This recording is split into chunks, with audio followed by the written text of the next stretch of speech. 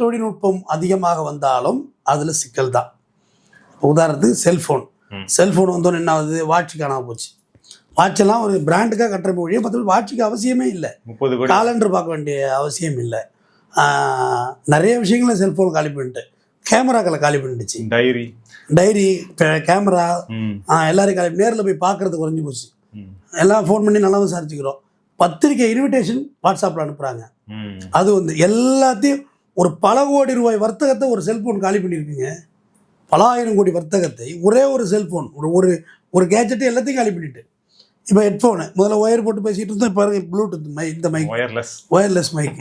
எல்லா தொழில்நுட்ப வளர்ச்சியில் வரும்போதும் பல்வேறு சமுதாய பாதிப்புகளை ஏற்படுத்தும். இடையில வந்து இந்த கேமரா ஃபோட்டோ பிடிக்கிற இண்டஸ்ட்ரி வந்து விழுந்து மறுபடியும் இப்போ எழுந்து பிடிச்சிட்டு ஃப்ரீ வெட்டிங் ஷூட்டு அதெல்லாம் வந்து இப்போ மறுபடியும் அந்த தொழில் உயிர் உண்டாயிருக்கு. ஆனால் ரொம்ப கேவலமான வெட்டிங் ஷூட்லாம் பண்ணுறாங்க. ஆமாம், அது அவங்க விருப்பம் தான் பண்ணிட்டு போகிறாங்க.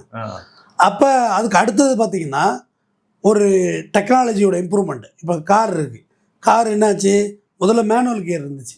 First gear, second gear, third gear, fourth gear, fifth gear, reverse gear இந்த ஓரத்தில் வந்துச்சு.